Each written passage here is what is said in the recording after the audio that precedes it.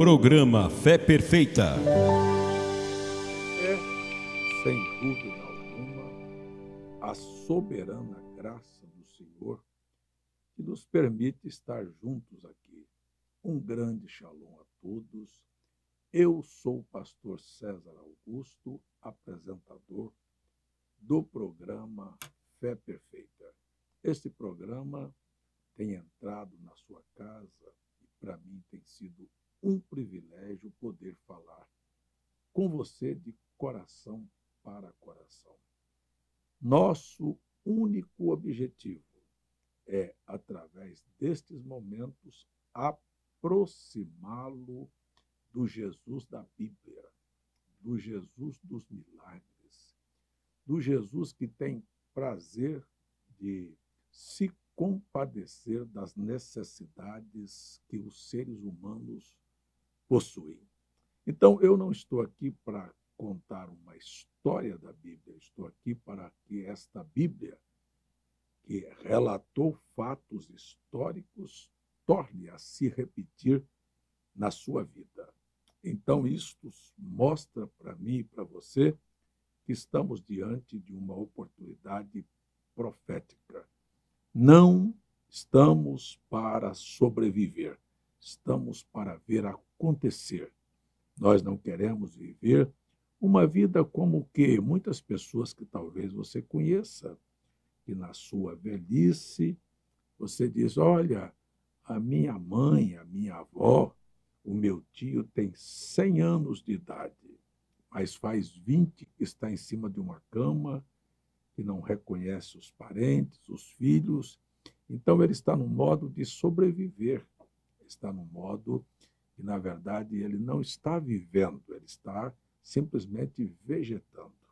E eu não quero que você tenha a Bíblia na mão e esteja num modo vegetativo ou num modo sobrevivência, simplesmente não podendo responder aos anseios e às suas necessidades. A Bíblia é um livro profético que tira a gente do modo sobrevivência e quando nós somos inseridos neste mundo espiritual e nos valores pelos quais a Bíblia relatou, e nós vemos que Jesus Cristo é o mesmo ontem, hoje e eternamente, então a Bíblia deixa de ser um relato de fatos históricos.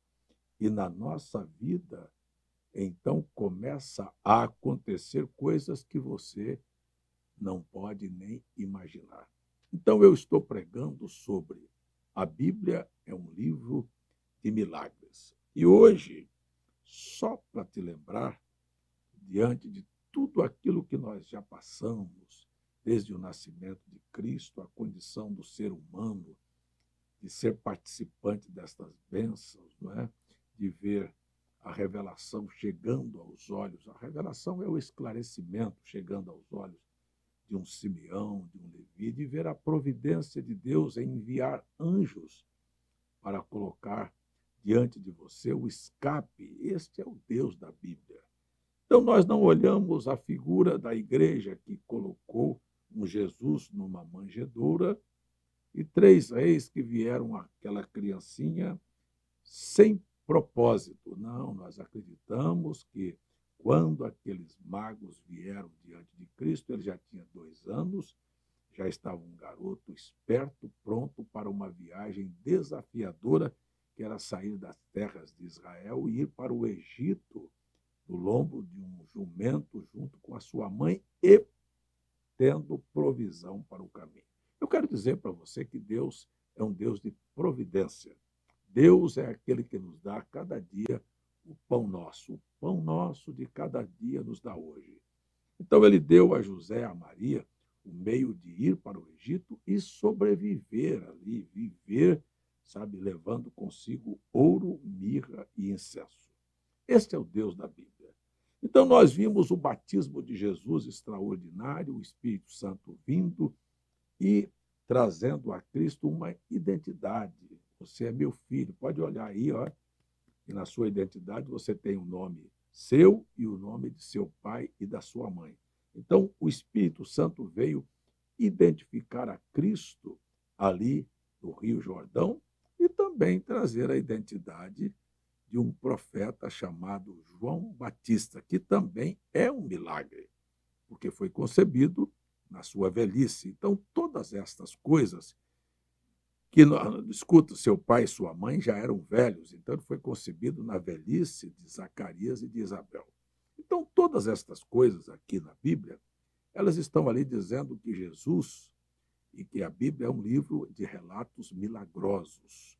Vimos Jesus vir pregar o sermão da bem-aventurança para mudar a mente do povo.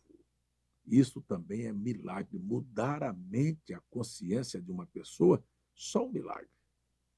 Então, nós encontramos que depois que Jesus falou sobre andar 2 milhas, não ficar apenas uma, se alguém te bater na face, dá a outra, se você tem um inimigo, ore por ele, fala bem dele. Isso tudo é mudança, isso tudo fala de milagre.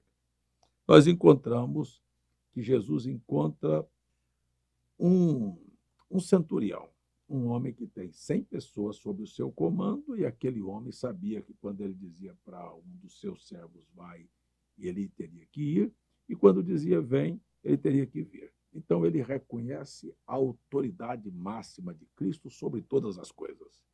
Ele disse, eu não preciso nem que o senhor vá na minha casa, porque o meu criado está paralítico. Eu queria perguntar, quantas pessoas você conhece paralítica? Ou seja, paralítico é aquele que não tem mobilidade, é aquele que está sem se mover. Este é um paralítico, ele está paralisado, atrofiado. E eu conheço milhares de pessoas que estão paralíticas. O diabo conseguiu paralisar a vida dela. Ela não pode ter sucesso no casamento, ela não pode ter sucesso na vida financeira, ela não pode ter sucesso na sua saúde, porque o diabo a paralisou. E aquele homem, servo daquele criado, estava paralítico. E a Bíblia diz, além de paralítico, atormentado. Você conhece alguém que está realmente atormentado? Ele não consegue viver em paz, ele não consegue ser feliz, ele tem alguma coisa ali incomodando, lhe perturbando todo o tempo. Então, Jesus, aquele que tem autoridade sobre o mundo invisível, é desafiado por aquele centurião, dizendo, se tu disseres uma palavra. Veja a diferença entre um judeu e um gentil. Ele era um centurião romano. Então, um judeu precisava de que Jesus fosse lá, vamos tomar no Velho Testamento, como, por exemplo, achavam que Naamã, ao chegar diante do profeta, o profeta ia impor as mãos para que a lepra saísse. Não, é pelo poder da palavra. É isso que nós estamos fazendo aqui, emitindo sobre a sua vida uma irradiação nesta hora, um poder tão grande para dentro da sua casa que dá a você a saúde. Sem que eu precise entrar na sua casa e imponha as minhas mãos sobre você, você pode ser curado agora mesmo. Você sabe quantas pessoas já foram curadas assistindo meus programas por causa disso, o poder da palavra visitando vidas neste mundo invisível. Eu tenho testemunhos de pessoas cancerosas que, ao ouvir um programa desse, são curadas, de pessoas que estão depressivas, simplesmente da minha voz, o timbre da minha voz chegar dentro de casa, demônios são expulsos. Eu tenho muitos testemunhos. Então, olha, disse o centurião a Jesus, não precisa nem de vir aqui botar a mão sobre o meu criado, não. Diga apenas uma palavra e o meu criado viverá. Então, o Jesus da Bíblia é o Jesus que diz, pode passar céu e terra, mas a minha palavra não passa. E talvez você esteja dizendo aí, mas eu não estou ouvindo a palavra de Jesus, estou ouvindo a palavra sua. Não, eu estou aqui como mensageiro de Deus, replicando sobre você as palavras ditas por Jesus. E então a Bíblia relata a extraordinária cura daquele criado, porque Jesus resolveu dizer uma palavra. A minha pergunta é, por que você está em casa não pede para Jesus dizer uma palavra a respeito da sua condição. Talvez a sua vida esteja paralisada. Talvez você esteja atormentado como este servo deste centurião estava, e talvez você esteja atrás de Jesus para pedir uma libertação, para pedir uma mudança no quadro, para pedir a solução do problema, para pedir a Jesus que mude a história da sua vida. Eu não sei se tem alguém aí desejando isso, mas se tiver, é hora de você abrir a boca, é hora de você falar. Por quê? Mais uma vez eu digo, o poder da palavra, o poder da vida ou da morte está na sua língua. Depende do que você fala. Não precisa gritar. A Ana apenas cochichava, ajoelhada, e Deus ouviu o clamor dela. E se você deseja também em casa dar um grito e tem liberdade, não vai atrapalhar os vizinhos, fique à vontade. Isto é entre você e Deus. Mas vou voltar aqui no meu assunto. Então, após a transformação, né, milagrosa, gosto desse termo, milagrosa, do servo daquele centurião, Jesus vai se deparar com alguém muito interesseiro. Diz: Senhor, nos mostra onde o Senhor mora. Então, deixa eu olhar ali se a casa dele é boa, vou olhar ali como é o padrão de vida dele. Deixa eu ver. Dependendo, eu tomo uma posição, e Jesus, sabiamente, conhecendo o segredo dos corações, tranquilamente disse: olha, deixa eu lhe dizer uma coisa. Aves dos céus têm ninho, raposa tem covis, mas eu não tenho onde reclinar a cabeça. Mas como não tenho onde reclinar a cabeça? Ele era o dono do universo. Ele era o dono dos céus e da terra. A Bíblia diz que o céu do céu não o contém. Mas, no entanto, ele era tão simples e tão humilde que ele disse: olha, raposas têm covis e aves dos céus têm ninho, mas o Filho do Homem não tem onde reclinar a cabeça. Mas isto era apenas uma maneira para trazer fome e atração na vida das pessoas. Eu quero lhe afirmar que Jesus tem muito mais do que você pode imaginar.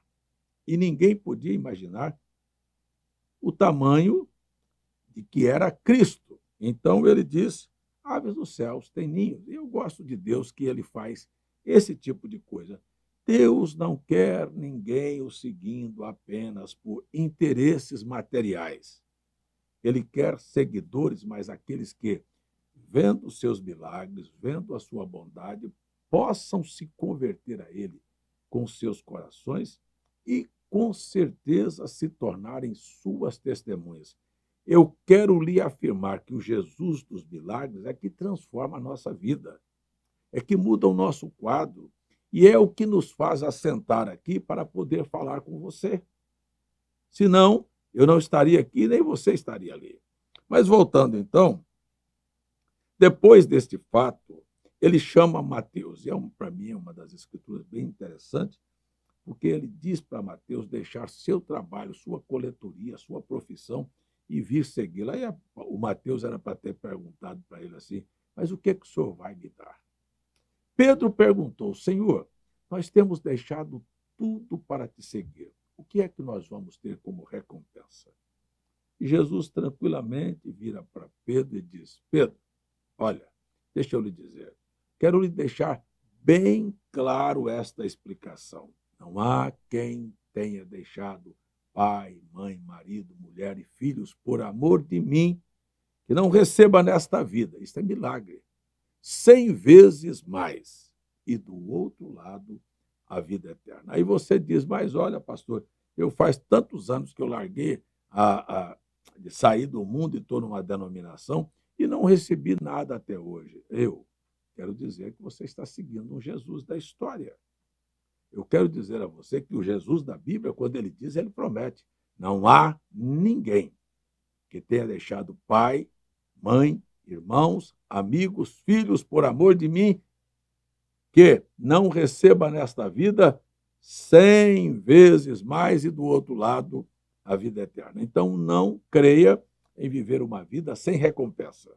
Eu gosto do Deus da Bíblia porque ele é um Deus que recompensa todos aqueles que se aproximam dele. Crendo ou não, sendo, como é que eu diria, uma pessoa grata ou não, sempre ele cumpre a sua palavra. A pergunta é, você acha que aquele povo que estava com Cristo lá, 15 mil, 5 mil homens, sem contar mulheres e crianças, estavam ali por causa dele ou por causa do pão que ele dava para o povo? Ou por causa dos milagres que ele realizava? Mas quantos que estão me assistindo hoje que têm consciência que servem a Deus não é atrás de uma troca e não é porque ele vai receber, porque, na verdade, o que ele quer é dar sua vida a Jesus, dar o seu melhor para Cristo, dar testemunho das obras que ele realiza. Este é o verdadeiro adorador. Não é aquele que vai ali para cantar, para pular, para pregar, apenas pensando no dinheiro. Muito bem. Eu quero seguir um pouquinho mais. Então, depois que ele diz a respeito de aves dos céus e dos seus ninhos, ele vai caminhar por cima das águas. 10 mil demônios conjuraram no inferno, queriam matar Cristo, e ele simplesmente é imortal. Quem se já imaginou de Cristo morrer? Não, Cristo é imortal. Eles simplesmente mataram a carne, mas ninguém pode matar o espírito, a alma. E Jesus mesmo disse, olha, temei a Deus, que pode matar o teu corpo e tua alma e lançar a tua alma no inferno. Aí você precisa temer. Mas o Jesus que quer é ressuscitar sua alma e dar vida, não precisa temer. Se aproxime dele nesta hora, crendo que ele existe, que é galardoador daqueles que o buscam. Chegue mais perto dele um pouquinho. Ei, você que está em casa, chegue mais perto de Jesus um pouquinho. Chegue tão perto a ponto de dizer, Senhor, eu preciso de ti. Você verá uma mão misteriosa tomando o controle da tua vida. Então, a Bíblia nos fala que Jesus, no Evangelho de João, capítulo 6, você tem isso. Jesus deixa a multidão, Jesus coloca os seus discípulos no barco, manda na frente. Até, às vezes, já questionei, você teria coragem de entrar num barco e sair na frente e deixar Jesus para trás? Eu não teria. Eu teria questionado, Senhor, eu vou te esperar. Não, mas você vai embora. Não, eu só vou embora quando o senhor for. Eu não vou embora sem o senhor de maneira nenhuma. Por que você que está em casa anda sem o senhor? Aprenda a depender dele e dizer, eu não posso viver sem o senhor na minha vida. Então, os discípulos simplesmente entraram no barco e se foram lá dentro do mar, enquanto já se fazia noite. Os demônios fizeram uma conjuração no inferno, disseram, vamos afundar o barco. Você já sentiu assim na sua vida que o seu barco está afundando? Que as coisas não estão dando certo? Que seus filhos estão se desviando, indo para as drogas, e o seu casamento está falindo e a sua doença não está bem? Você já sentiu em alguma oportunidade na vida o barco estar afundando? Que as ondas são 100 vezes maiores do que você e que você não tem condição nenhuma de responder ao desafio? Pois é, meu bom amigo, Jesus dos milagres sempre aparece. Então, Jesus, vendo os seus discípulos em aperto no meio do mar, ele desce, pisa por cima das águas e começa a fazer um caminho na tormenta. E aí, então, quando os discípulos o veem, eles dizem, estamos vendo um fantasma. Isto é para muitas pessoas. Você está dizendo que esse programa é um fantasma? Que você não concorda? Esta é a sua visão. Mas ele era Jesus, é Jesus hoje aqui falando com você. Você diz, você é Jesus? Não, estou falando que aquele que está em mim é Jesus. E ele veio por causa de você, e ele veio para te libertar. E ele veio para acalmar a tempestade da sua vida. Esta é a razão pela qual ele vem. Então, quando os discípulos estão no meio do mar, agitados, sem saber o que fazer, ele chega. Ele diz, por que vocês estão assim? Venham para cá. E Pedro vai e afunda, e ele está lá para te socorrer. Eu quero que você tenha consciência que Jesus nunca deixará você sucumbir quando você decide andar em sua direção.